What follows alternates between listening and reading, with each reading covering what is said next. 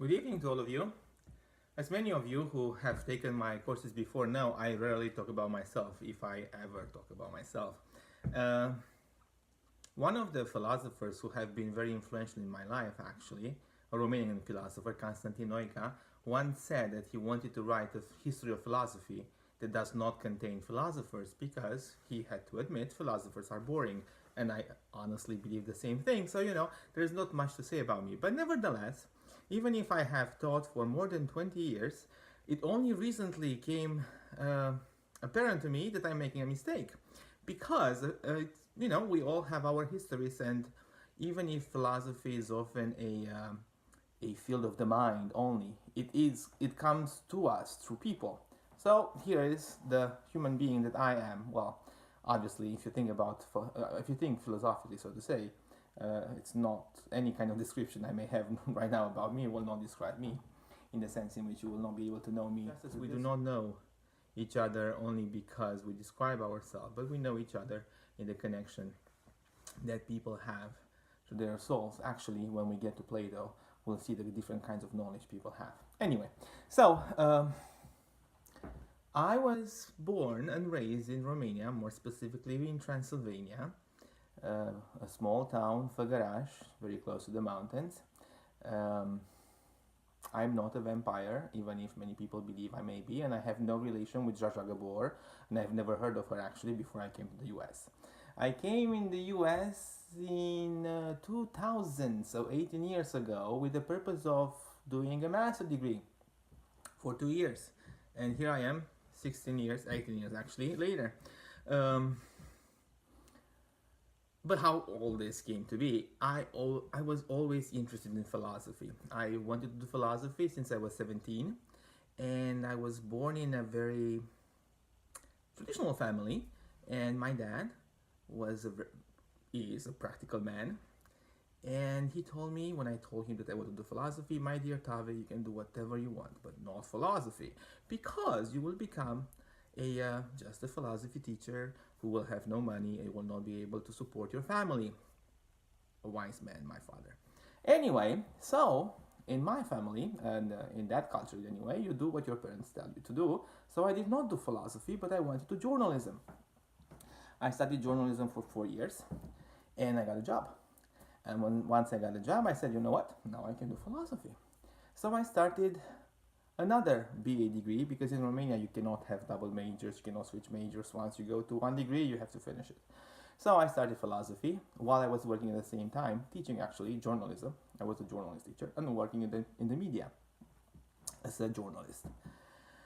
And because I had this frustration that I did not really study philosophy well, I was having a job, I got married, I was having actually 2 or 3 jobs at the same time, kind of crazy. Anyway, I thought that I would like to have a master's degree in a different country. So I applied for the US for a master in English literature. I wanted to study Shakespeare. So I went to Virginia Tech, where I made the first English mistake with the chair of the English department. Because the second day, the second day after I arrived in Blacksburg, Virginia, Dr. Johann Orsted, God bless his soul, and his life, he's a wonderful human being, invited me for lunch. And my English was quite poor. Now you may say now that my English is so and so, but you should have seen me 18 years ago. Anyway, so he invited me to lunch, and my English was from books.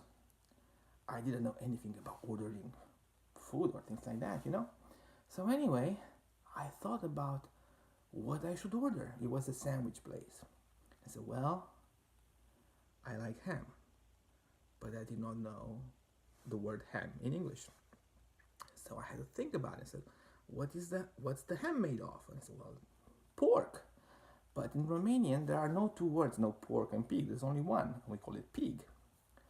So what I said, I like to have a pig sandwich. And Dr. Norsted didn't say anything, did not laugh at me, did not even make me aware of the fact that I was making a mistake, but he ordered me a ham sandwich. So, the man thought. 2 months later, I was going to his home we became good friends. And my wife was also with me back then, and my English started to, roll. And he asked me, Tavi, do you remember what you ordered the first day we met? I said, no. And he said, a pig sandwich. He looked like a Santa Claus, Anyway, so that was my first encounter with American academia. What else about me? Other than that, I went for a PhD in philosophy, which I enjoyed tremendously. I was working at the same time, of course, as a TA, which means I was teaching courses. And at the same time, I was baking bread in a bakery, waking up at 2 a.m. in the morning, and then going to class at 7, which was quite fun. Actually, it was the most meaningful experience I had to bake bread. Other than that, once I finished grad school, I got employed at Bradley for 2 years, and then I came to Methodist in 2012, where I teach philosophy, as you know. So I've been here for 6 years. Other than that, I write quite a lot, or well, not as much as I wish, but I have a blog, and you'll have it in the description of this video. And in fact, I use it sometimes in class because I write about philosophy often. And I also translate books. You can see my Amazon page actually in the description as well. Translate books from Romanian, philosophy books and history books at the same time about the history of Romania. What else? Other than that, my passion is soccer. Ta-da! I'm in my house, so I don't want to play here. So, I don't break anything. My wife will be upset. But that's pretty much who I am. What I can say about philosophy and about this class and about what I expect from you, I often say that I don't expect anything from my students. And this can be read in many different ways, often badly. It's not because I don't want you to do well, but rather because I was often treated as a student, and I like to treat my students in the same way, as adults who know very well what they want to do, who have a purpose in life. Your purpose is not given by me, so I don't have expectations from you in that sense. Your purpose is given by yourself. I and all the other colleagues that I have kind of know the path to get there. So I think we are here, all of us, not for you, who you are right now, but for you, for who you want to become. So in order for all of us together, so you and I and you and my colleagues and so on, to get to that purpose, we all have to suffer. In what sense we have to suffer? We have to get pills, we have to get medication, we have to go to surgery, we have to go to cleansing, all that, so we get a healthy body. The healthy body, it's not in the sense in which you are sick, but rather in the sense in which you come here to arrive outside of here, to arrive in a place in which you are complete, what you want to become. So in that sense, the only expectations I have from you is to love that person, the person that you want to become. I love that person too. And all of our love together will be able to achieve that person. But that's only with dedication. So I expect dedication if I expect anything. And dedication not to me, not to philosophy, not to nursing either, but dedication to yourself. So I look forward to talking to you this semester, online in our case.